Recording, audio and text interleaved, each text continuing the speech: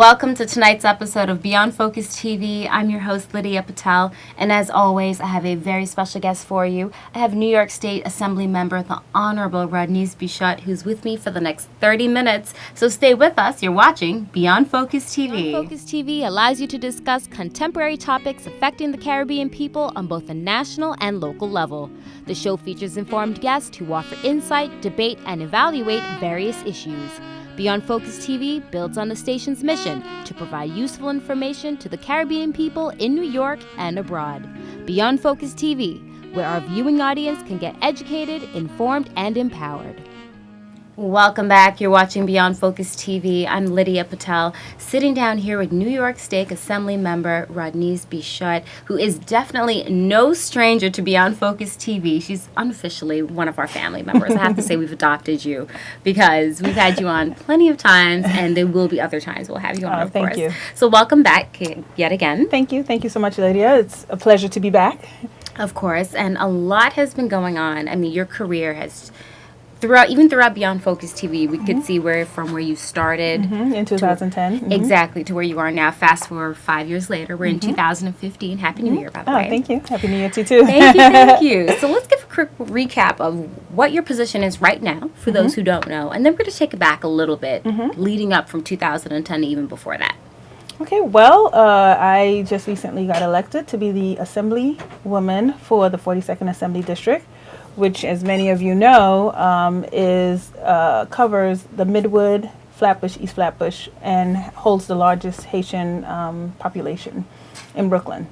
And from the difference between this position and the position that I've held since 2010, which is district leader, is that, one, I get paid. That's always a good thing. We love that part. But I will be actually a legislator. So I'm going to Albany.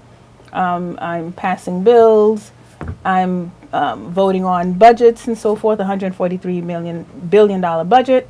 So it's really exciting to take the next level up. And that's a lot of work, and a lot of people may not even understand because just from the leader, we saw your name, your info was out there, we knew who you were, you were active in the community, but now going to where, like you said, you're balancing a $143 billion budget, you're passing bills, you're making decisions that are directly going to affect us in the district. How does that make you feel? Well, it makes me feel great. It makes me feel very comfortable at the fact that when you're persistent at something, things will come into fruition. And it makes me feel good that I have a good, sound, strong support behind me who will help me navigate government in Albany. It's exciting, the fact that I'll spend 50% of my time with my fellow legislators, as well as having to meet the district needs in terms of being in touch with my constituents. So it's really exciting because, for the first time in this particular district, we have the first black person. Absolutely. And the district has changed over the years.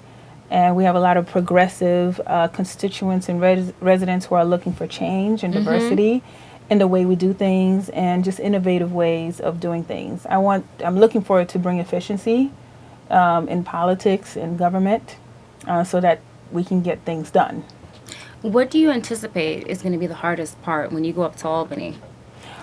Well, I mean, it's not going to be easy. It's not going to be easy. It's not going to be easy. It's not going to be easy given that I am a freshman. And so the budget that my predecessor had will be cut down probably 8 times less. Really? Yes. So why would they do that? Well, in the assembly, over time, as you gain seniority, money comes along with it. Okay. And that's what happens. So we start with a very small budget. And so literally my office will have 2 to 3 people, 2 full-time, 1 part-time. And that's at almost minimum wage.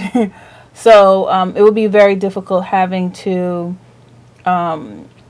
address a district that's so used to an office that has the budget or the office budget to address their needs and so forth. It would also be quite difficult trying to get a bill on the floor because, again, I have to kind of wait my turn. and again navigating government around there, where again everything is built on seniority. Because basically what it is like you get to play in the house, but Right. it's like, are the kids going to play with you? Exactly. You get to go to the playground. So they'll let you in Albany. You're in the door. Right. But it's going to take time before your voice develops that reputation. Exactly. And when I go there, I'm not going to jump the gun. I'm really going to take my time. I really want to take the time to really learn from those who's been there for a very long time, really understand the system, ethics. Ethics in Albany is very important. I want to make sure that I'm not breaking any laws. and it wouldn't even be intentional. I may, but Right. like you said, ethics is one of those things where you may not. It's just a little code. It just of how to protocol. How does the Albany culture move while you're there? Exactly. And putting bills together. I mean, there's so many things that has been on the table for a very long time. Bills around social justice, bills around minimum wage, bills around affordable housing. Mayoral control is coming up. So there will be a lot on my plate. And I really look to those who's been around for some guidance and really take that experience and make it my own. So, are you a little scared? No. In a good way? In a good way, yeah. In a good way. In a good way. But it's really exciting because, I definitely do not want to disappoint the people who voted me in and the people who just live in my district. I think it would be very demanding in terms of they're going to want a lot, but I have to educate them that, we're starting very small, and the assembly, we don't resolve all the issues. There are issues that obviously my city council person, Jemani Williams, who will be helping me around those issues. I have my Congresswoman Yvette Clark on the federal issues around immigration, who will be a strong partner. So, it will take some time to educate, and I think that's what our community needs. They need a lot of education on how things work, and also to empower them, let them know their rights, how to get access to resources, and those who are eligible to vote.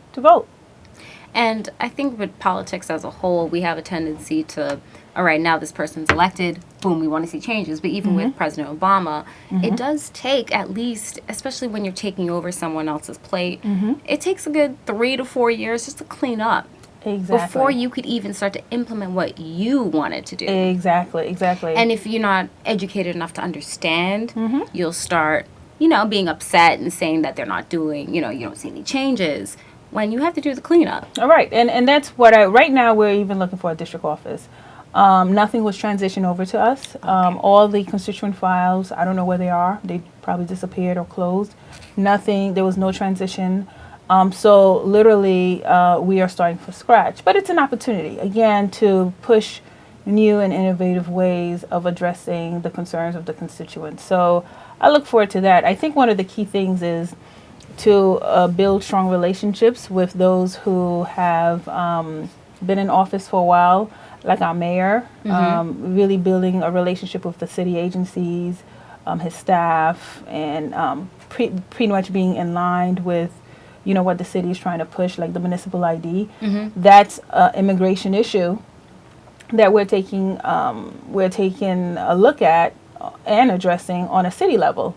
On the state level, we're trying to push the DREAM Act, where undocumented dreamers who's been in the United States for a very long time, in particular in New York State, can have the opportunity to get a higher education. Well, hold that note. We're going to take a quick commercial break. We'll be right back. I'm sitting here with Rodneyse Bichotte. We'll be right back. You're watching Beyond Focus TV.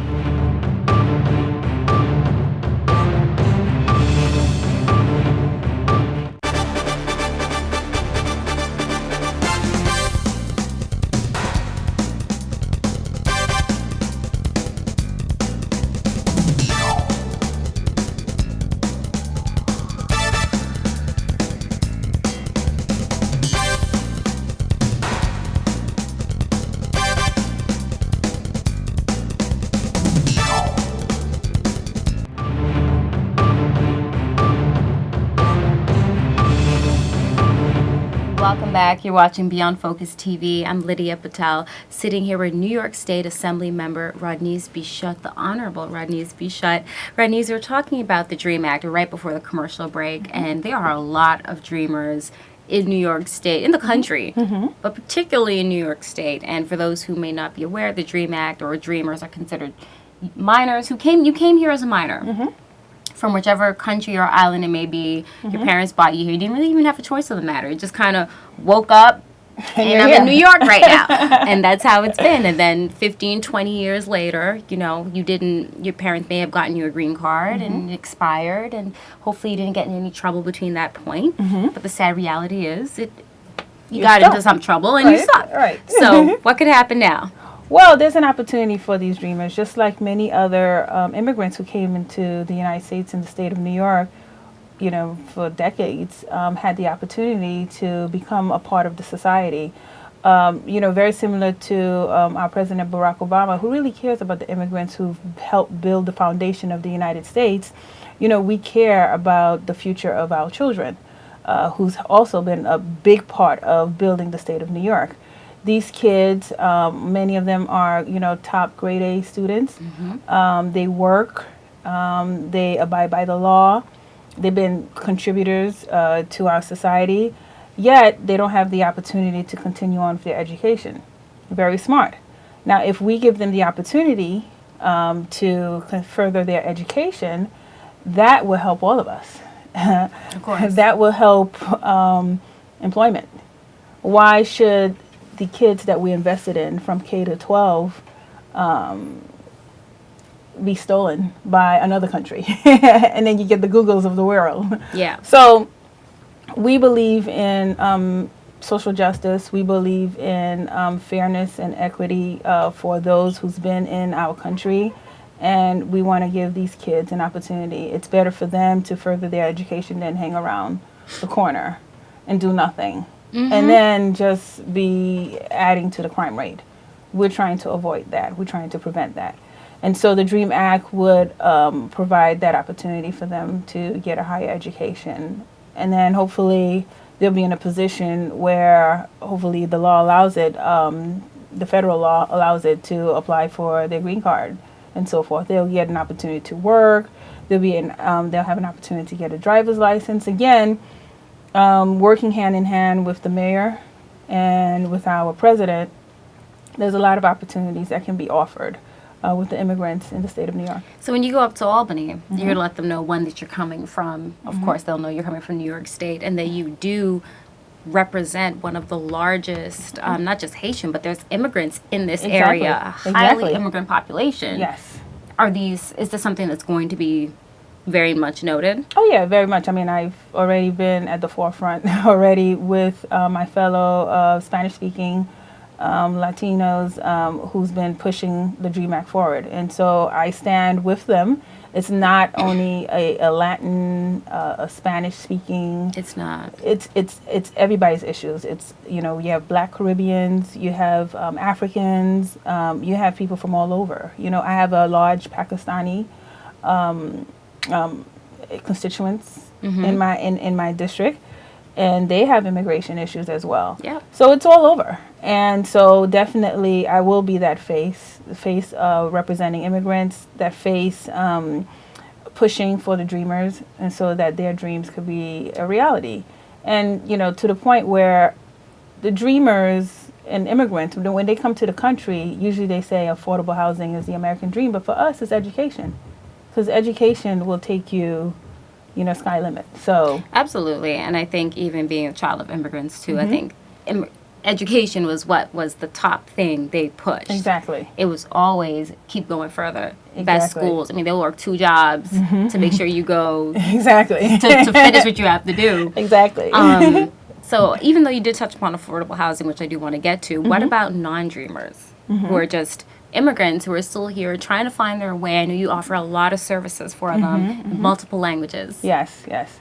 Well, the non-dreamers, and I take it those are the ones who are older, who came into the United States and they are undocumented. Or they're still here. They came here. They may have came here at a younger time, but just for whatever reason, did not decide to do citizenship or expired green cards is something so common that you hear people have let their green card expire. Right.